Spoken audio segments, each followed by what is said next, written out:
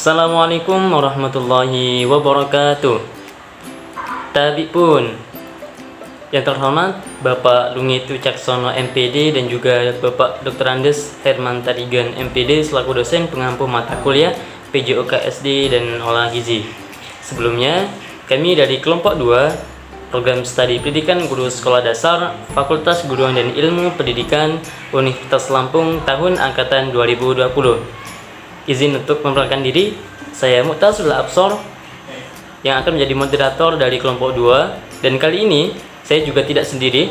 Adapun anggota dari kelompok 2 yaitu ada Amalia Indah, kemudian Desnilia Pramusti, kemudian ada Elo Etika Putri, ada Khairun Nisa Aulia, dan juga saya sendiri Mu'tasul Absor, dan juga ada Nilam Dwi Septiani, kemudian ada Puja Lestari, kemudian juga ada Salsalah Deva.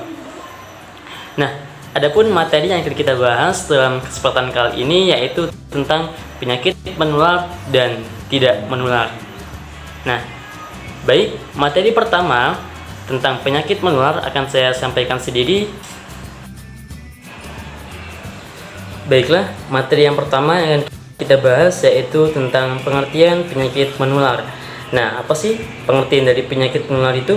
Jadi, penyakit menular itu adalah penyakit yang disebabkan oleh bakteri, virus, atau parasit yang dapat ditularkan melalui media tertentu. Penyakit menular sering juga disebut penyakit infeksi, karena penyakit ini diterita melalui infeksi seperti virus, bakteri, atau parasit yang ditularkan melalui berbagai macam media seperti udara, jarum suntik, transfusi darah, tempat makan atau minum, dan lain sebagainya. Nah, penyakit menular itu juga merupakan hasil perpaduan berbagai faktor yang saling mempengaruhi. Nah, kemudian bagaimana sih cara penularan penyakit menular tersebut? Jadi, cara penularan penyakit menular itu dibedakan menjadi dua, yaitu penularan secara langsung dan juga penularan secara tidak langsung. Yang A yaitu melalui penularan langsung. Adapun penularannya yaitu secara kontak langsung atau direct contact, dan yang kedua adanya percikan air liur atau droplet. Nah, kemudian yang kedua, penyakit menular itu juga dapat melalui penularan secara tidak langsung, yaitu yang pertama kontak langsung, kontak tak langsung atau indirect contact. Kemudian yang kedua melalui udara atau airborne infection. Kemudian yang ketiga ada penularan penyakit melalui makanan atau foodborne disease. Kemudian yang keempat yaitu penularan melalui serangga. Nah, penularan melalui serangga itu seperti penyakit disentri, malaria, tifus, dan juga demam kuning dan demam berdarah dengue. Nah, itu materi yang dapat saya sampaikan, dan kemudian dilanjutkan oleh rekan saya. Baik, selanjutnya adalah mengenai upaya pencegahan penyakit menular. Berikut adalah upaya-upaya yang dapat kita lakukan untuk mencegah penularan penyakit. Yang pertama ada menghindari kontak dekat. Maksudnya di sini adalah untuk menghindari penularan penyakit kita harus menghindari kontak dekat dengan entah itu orang yang sedang sakit ataupun hewan pembawa penyakit. Upaya ini dapat dilakukan dengan menggunakan masker, jaga jarak, kemudian tidak menghadiri atau tidak bertempat kepada wilayah atau tempat yang sedang terkena wabah. Kemudian upaya yang kedua yaitu mencuci tangan dengan menggunakan sabun. Tangan adalah sumber terbanyak penyumbang kuman untuk diri kita sendiri. Entah itu ketika kita bersalaman dengan orang lain ataupun memegang benda-benda di sekitar kita. Oleh karena itu, untuk melakukan pencegahan penyakit kita harus selalu mencuci tangan menggunakan sabun. Kemudian, upaya yang ketiga adalah menutup hidung dan mulut ketika bersin dan batuk. Hal ini dilakukan untuk mencegah penularan penyakit. Karena ketika kita bersin atau batuk, maka otomatis kuman atau bakteri yang ada di dalam rongga-rongga mulut itu akan keluar, kemudian terintegrasi dengan udara di sekitar yang akan dihirup oleh orang lain. Nah, ketika orang lain itu menghirupnya, maka rentan untuk tertular juga mengenai bersin dan batuk tersebut. Kemudian, upaya yang keempat adalah tidak berbagi peralatan makan atau benda lainnya. Berbagai jenis virus atau bakteri umumnya itu terdapat pada air liur. Kemudian artinya ketika kita berbagi makanan, entah itu sendok, garpu, dan lain sebagainya, maka otomatis itu akan rentan untuk kita menularkan penyakit kepada orang lain di sekitar kita yang kita berbagi peralatan makan tersebut. Bisa jadi handuk juga bisa menjadi sarang tertularnya penyakit ketika kita menggunakannya bersama-sama dengan orang lain. Kemudian, upaya yang kelima adalah mengolah makanan dengan bersih dan matang. Mengolah makanan dengan bersih dan matang ini adalah suatu upaya untuk kita mencegah penularan penyakit, karena dapat diketahui bersama makanan yang tidak bersih atau kita olah tidak baik, tidak benar, dan tidak matang itu akan bakteri atau kuman-kuman di dalamnya itu masih ada. Ketika kita makan, maka akan menimbulkan berbagai macam penyakit. Kemudian upaya yang keenam adalah menutup atau memperban semua luka terbuka. Luka terbuka itu rentan jika terkena udara terbuka. Kemudian dikhawatirkan ketika kita tidak menutup luka tersebut akan terjadi infeksi yang lebih parah. Nah, itu tadi mengenai cara atau upaya pencegahan penyakit menular. Materi selanjutnya akan dibacakan oleh pemateri selanjutnya. Baiklah, materi selanjutnya adalah tentang macam-macam penyakit menular yang ada di Indonesia. Yang pertama itu ada influenza. Influenza atau yang lebih umumnya itu dikenal dengan flu adalah penyakit menular yang paling umum diderita oleh orang-orang di Indonesia. Influenza ini disebabkan oleh virus, dan virus influenza itu setiap waktunya selalu bermutasi sehingga sistem imunitas tubuh sulit untuk mendeteksi virus yang satu ini. Karena sulitnya sistem imun tubuh untuk mendeteksi virus influenza, maka tubuh cenderung lebih mudah untuk terserang flu. Bahkan, tubuh juga dapat beberapa kali terkena flu dalam kurun waktu yang berdekatan. Yang kedua adalah tuberkulosis atau TBC. TBC adalah penyakit infeksi saluran pernapasan yang disebabkan oleh bakteri basil. Dan bakteri basil yang menginfeksi adalah bakteri basil yang sangat kuat, sehingga akan membutuhkan waktu yang lama untuk proses penyembuhan penyakit ini. Bakteri ini 90% cenderung menginfeksi paru-paru manusia, dan penyakit ini biasanya ditandai dengan batuk yang terus-menerus dalam kurun waktu yang lama. Yang ketiga adalah cacar air. Cacar air adalah penyakit yang disebabkan oleh infeksi virus Varicella zoster yang menimbulkan bintik kemerahan di kulit dan bisa menggelembung, melepuh, dan terasa gatal. Masa inkubasi virus penyebab cacar ini sekitar 2-3 minggu, dan biasanya gejala awalnya ditandai dengan naiknya suhu tubuh seseorang. Yang keempat itu ada hepatitis. Hepatitis adalah penyakit menular yang menyerang organ hati pada manusia. Penyakit ini disebabkan oleh bakteri serta virus dan tidak bersihnya lingkungan di sekitar seseorang, sehingga menginfeksi hati dan dapat terjadinya peradangan. Yang kelima ada flu burung H5N1. Penyakit menular ini disebabkan oleh virus H5N1, virus yang awalnya berasal dari unggas yang pada akhirnya dapat menyerang pada manusia. Biasanya pada manusia itu akan menyerang pada sistem pernapasan dengan gejala awalnya itu demam, dan bahkan juga dapat menyebabkan kematian pada seseorang jika tidak ditangani secara cepat dan tepat. Yang keenam itu ada AIDS atau Acquired Immunodeficiency Syndrome. AIDS adalah penyakit yang menyerang pada sel-sel darah putih manusia yang bertugas untuk membentuk kekebalan tubuh. Akibatnya, daya tahan tubuh itu menjadi menurun dan sangat mudah untuk dihinggapi berbagai macam penyakit. Sampai pada akhirnya, penyakit AIDS ini juga dapat menyebabkan kematian seseorang. Yang terakhir itu ada penyakit coronavirus DCC atau COVID-19.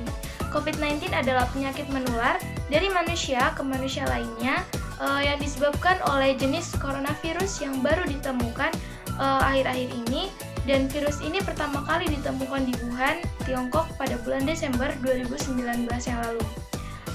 Gejala-gejala COVID-19 yang paling umum adalah demam, rasa lelah, dan batuk kering. Bahkan juga nyeri badan, hidung tersumbat, pilek, sakit tenggorokan, bahkan sampai diare. Gejala-gejala ini yang dialami biasanya bersifat ringan, namun muncul secara bertahap.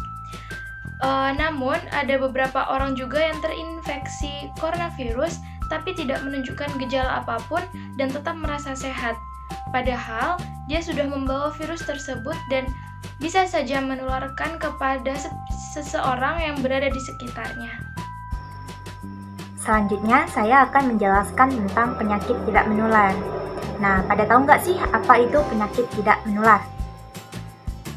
Jadi, penyakit tidak menular itu merupakan suatu penyakit yang tidak dapat ditularkan, sehingga dianggap tidak mengancam kondisi orang lain. Kebanyakan dari penyakit tidak menular ini dikategorikan sebagai penyakit degeneratif dan cenderung diderita oleh orang yang berusia lanjut. Nah, adapun istilahnya yang pertama yaitu penyakit kronik. Penyakit kronik ini merupakan penyakit tidak menular, mengingat penyakit tidak menular itu yang umumnya itu bersifat kronik, menahun, dan lama. Akan tetapi, beberapa penyakit menular ini juga ada yang bersifat mendadak. Ada yang tahu nggak apa misalnya? Nah iya, misalnya yaitu keracunan. Jadi keracunan ini juga termasuk penyakit tidak menular yang bersifat akut atau yang bersifat mendadak. Nah selanjutnya yaitu penyakit non-infeksi. Sebutan penyakit non-infeksi digunakan mengingat penyakit tidak menular itu umumnya disebabkan oleh mikroorganisme. Meskipun demikian, mikroorganisme juga merupakan salah satu penyebab dari penyakit tidak menular. Yang ketiga ada new communicable disease, di mana hal ini dianggap bahwa penyakit tidak menular itu dapat ditularkan melalui gaya hidup atau lifestyle. Nah, gaya hidup saat ini bisa dikatakan sebagai penyebab penularan penyakit. Beberapa contohnya yaitu pola makan, kehidupan seksual, dan komunikasi global. Nah, misalnya yaitu asupan makan dengan kandungan kolesterol yang tinggi merupakan salah satu faktor penyebab meningkatnya kasus penyakit jantung. Faktor resiko penyakit tidak menular. Faktor resiko penyakit tidak menular sering disebut dengan istilah faktor resiko atau risk factor. Nah, faktor risiko terdiri dari dua macam. Bisa kita lihat ya, dalam slide di samping ini ada dua macam faktor risiko. Yang pertama, ada menurut dapat tidaknya faktor risiko itu diubah. Dan yang kedua, ada menurut peranan kestabilan faktor risiko. Nah, yang pertama yang akan kita bahas adalah yang pertama, menurut dapat tidaknya faktor tersebut diubah. Nah, menurut dapat tidaknya faktor itu diubah, ada dua macam. Yang pertama, ada unchangeable risk factor dan changeable risk factor. Nah, apa sih unchangeable risk factor itu? Unchangeable risk factor adalah faktor risiko yang tidak dapat diubah.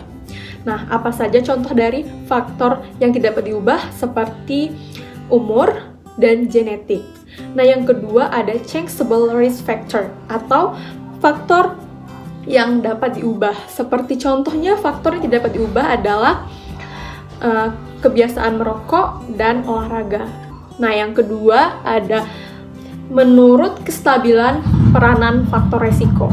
Nah, menurut peranan kestabilan faktor resiko ada dua juga macamnya. Yang pertama ada suspected risk factor atau resiko yang masih dicurigai, yaitu faktor resiko yang belum ada dukungan ilmiah atau dukungan penelitian dalam peranannya sebagai faktor yang mempengaruhi suatu penyakit. Nah, contohnya adalah pernyataan merokok yang dapat menyebabkan kanker leher rahim. Nah, yang kedua ada established risk factor atau faktor risiko yang telah ditegakkan, yaitu faktor risiko yang telah memiliki dukungan ilmiah atau dukungan penelitian. Nah, dalam peranannya sebagai faktor yang mempengaruhi sebuah penyakit.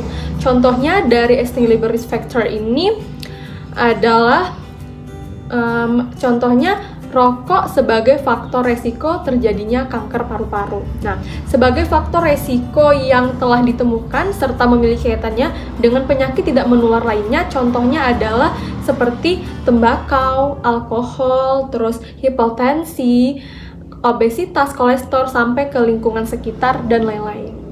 Nah, mungkin itu saja. Selanjutnya, materi selanjutnya akan dijelaskan oleh pemateri yang lain. Baiklah, di sini saya akan menjelaskan upaya-upaya pencegahan penyakit tidak menular. Upaya pencegahan penyakit tidak menular itu ada 4. Yang pertama ada pencegahan primordial. Pencegahan primordial adalah pencegahan yang bertujuan untuk menciptakan suatu kondisi yang menghalau penyakit untuk dapat berkembang di masyarakat. Contohnya itu bisa melalui perubahan kebiasaan atau gaya hidup masyarakat. Misalnya, masyarakat itu diberitahu bahwa merokok itu tidak sehat. Rokok dapat menyebabkan penyakit kanker, penyakit hipertensi, penyakit jantung. Maka sejak masyarakat tahu, masyarakat jadi perlahan-lahan meninggalkan rokok. Nah, itu pencegahan primordial. Kemudian yang kedua ada pencegahan tingkat pertama. Pencegahan tingkat pertama ini bisa dilakukan melalui 2 tahap. Yang pertama, promosi kesehatan masyarakat, yaitu melalui kampanye. Misalnya, kampanye makanan 4 sehat 5 sempurna. Jadi masyarakat diminta untuk mengonsumsi makanan-makanan yang sehat dan bergizi agar dapat terhindar dari segala penyakit. Kemudian tahap kedua yaitu tahap pencegahan khusus atau pencegahan keterpaparan. Misalnya ada seseorang yang keturunan diabetes, ayahnya atau ibunya itu punya penyakit diabetes. Jadi agar ia tidak terpapar penyakit diabetes, maka ia harus menjaga pola makan dan pola hidupnya, harus menjaga gula darahnya. Kemudian ada pencegahan tingkat kedua. Pencegahan tingkat kedua juga bisa melalui 2 tahap. Yang pertama, diagnosis dini. Diagnosis dini yaitu melalui screening, artinya pemeriksaan ke rumah sakit atau ke dokter. Pemeriksaan kesehatan, apakah kita punya penyakit atau tidak, penyakit turunan, penyakit berbahaya atau tidak. Misalkan kayak kita ngetes kita punya kanker atau enggak sih gitu. Nah, terus tahap kedua itu tahap pengobatan. Kalau misalkan sudah diketahui penyakitnya apa, agar penyakit itu tidak menyebar dan tidak parah dan tidak semakin parah, itu kita bisa melalui pengobatan. Pengobatan itu ada 2, bisa melalui kemoterapi atau melalui pembedahan. Kemudian yang terakhir ada pencegahan tingkat ketiga.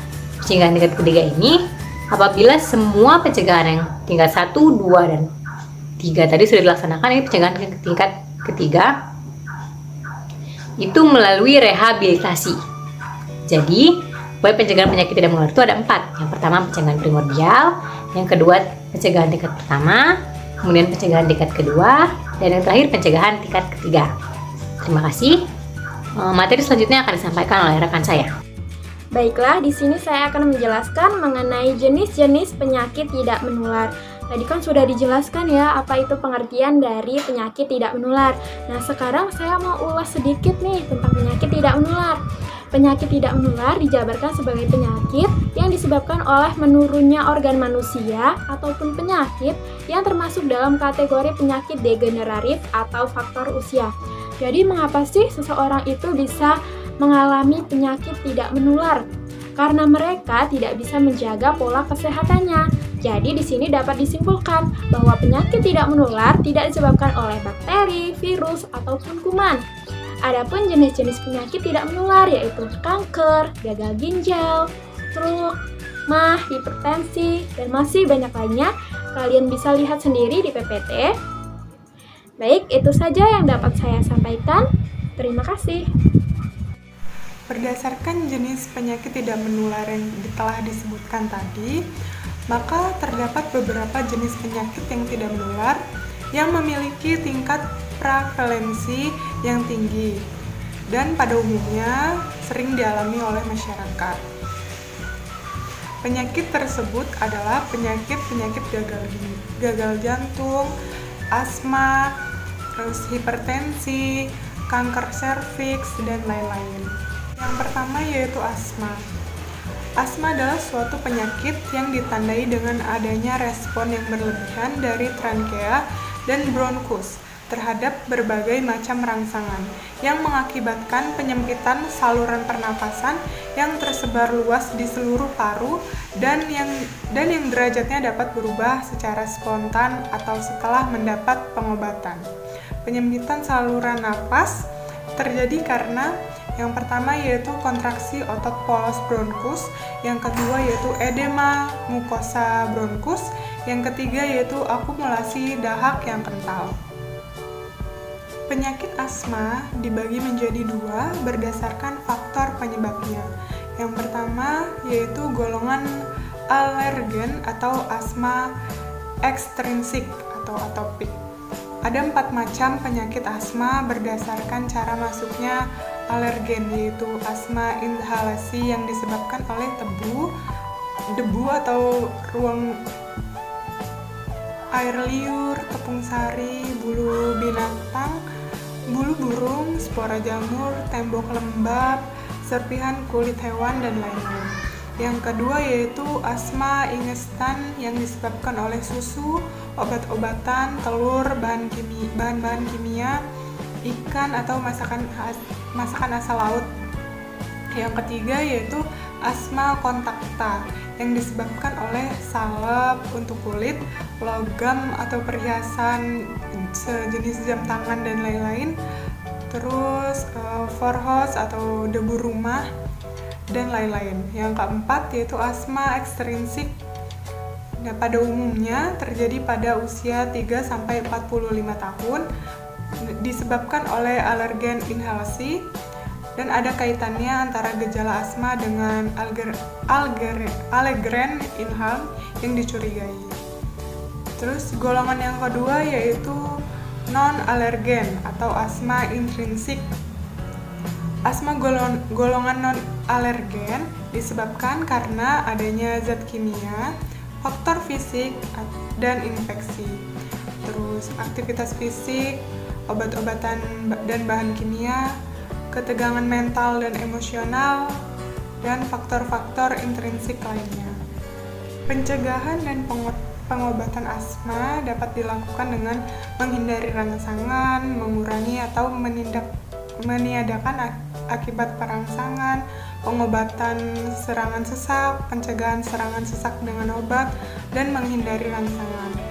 Selanjutnya yaitu gagal jantung. Gagal jantung merupakan kondisi patofisikologik di mana jantung sebagai pemompa tidak dapat memenuhi kebutuhan darah untuk metabolisme jaringan. Ciri-ciri yang penting dari definisi ini adalah definisi gagal relatif terhadap kebutuhan metabolik tubuh, sedangkan penekanan arti gagal merujuk pada fungsi pompa jantung secara keseluruhan.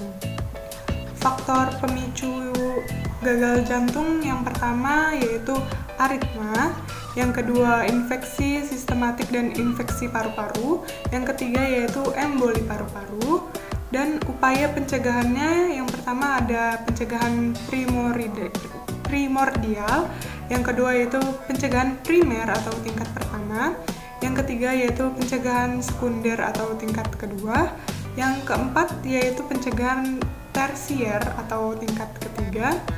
Selanjutnya yaitu hipertensi. Hipertensi merupakan gejala penyakit yang ditandai dengan peningkatan tekanan darah dalam jangka panjang dan dapat merusak organ-organ tertentu seperti otak, ginjal, retina, jantung, pembesaran ventrikel kiri, bilik kiri, gagal jantung, dan lain-lain. Faktor resiko hipertensi yaitu umur kurang lebih 40 tahun ke atas, terus ras, genetik, berat badan lebih rendah, urban, perpindahan dari desa ke kota atau kota ke desa, letak geografis seperti di pantai, pegunungan, terus kegemukan bisa menyebabkan hipertensi, dan stres, dan makanan terlalu banyak garam atau tinggi lemak dapat menyebabkan hipertensi. Upaya pencegahannya yaitu dengan mengukur tensi secara teratur, menurunkan berat badan, pembatasan konsumsi garam dapur, menghentikan konsumsi alkohol, menghentikan kebiasaan merokok, melakukan olahraga teratur, dan diet dengan rendah lemak, menghindari stres, dan pemberian kalium dalam bentuk makanan. Lalu pengobatannya dengan cara berobat secara teratur, konsumsi obat, olahraga, dan hadapi persoalan tidak dengan emosional. Selanjutnya yaitu kanker serviks. Menurut Bidan UPTD Puskesmas Caringin, Dewi Maharani kepada Jurnal Bogor, kanker leher rahim merupakan kanker yang terjadi pada serviks uterus. Bagian ini merajuk pada suatu daerah pada organ reproduksi wanita atau pintu masuk ke area rahim yang terletak antara rahim atau uterus dengan liang senggama atau vagina. Kanker ini umumnya terjadi pada wanita yang telah berumur. Namun, data statistik menunjukkan bahwa kanker ini juga terjadi pada wanita yang usianya rentang antara 20 sampai 30 tahun. Faktor resiko kanker serviks yaitu banyaknya partner seks, yang kedua aktivitas seks dini, yang ketiga infeksi menular seksual lainnya, yang keempat imun sistem menurun, yang kelima merokok.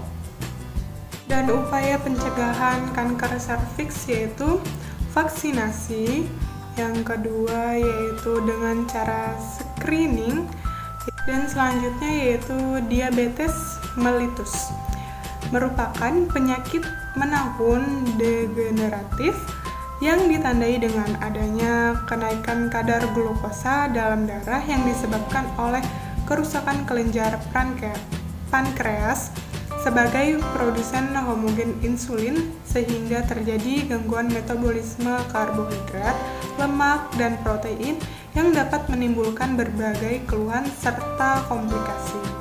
Faktor resikonya yaitu dengan kemajuan peradaban,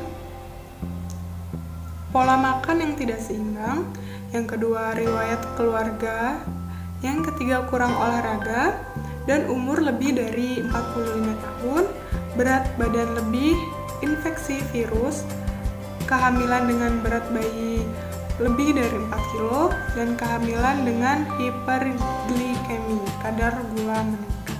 Upaya pencegahannya yaitu makan seimbang, olahraga teratur, dan jaga berat badan. Selanjutnya yaitu gagal ginjal.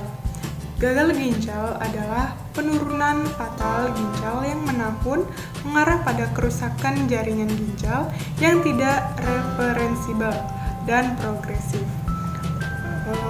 Upaya pencegahannya yaitu dengan mengendalikan penyakit diabetes, mengurangi makanan yang mengandung garam, minumlah banyak air setiap harinya, jangan menahan buang air kecil, dan yang terakhir makan makanan yang baik. Dan jenis penyakit tidak menular yang memiliki tingkat prevalensi yang tinggi yang terakhir adalah katarak. Katarak adalah kondisi bercak putih seperti yang terdapat pada lensa mata. Kondisi ini membuat penglihatan mata terjadi gangguan. Katarak dapat membatasi jarak pandang mata dan mengakibatkan mata menjadi silau. Penyebab katarak antara lain yaitu sebab-sebab biologis, sebab-sebab imunologik, sebab-sebab fungsional, gangguan yang bersifat lokal terhadap lensa, dan yang terakhir gangguan metabolisme umum. Faktor risiko yang dapat meningkatkan peluang terkena katarak antara lain yaitu umur di atas 50 tahun, itu dapat meningkatkan risiko terkena katarak.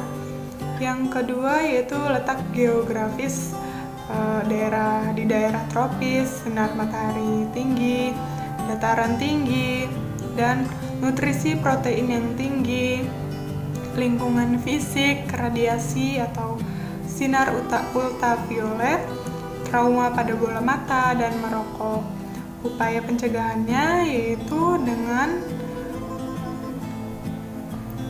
tidak merokok, makan makanan dengan gizi seimbang, lindungi mata dari pancaran sinar matahari, dan menjaga kesehatan tubuh secara umum. Baik, kami ucapkan terima kasih kepada pemateri yang sudah menyampaikan materinya dengan sangat baik. Itulah materi yang dapat saya sampaikan. Apabila masih terdapat banyak kesalahan dalam penyampaian, kami mohon maaf, dan kepada Allah kami mohon ampun. Akhirul kalam, wallahul muwaffiq. Wassalamualaikum warahmatullahi wabarakatuh.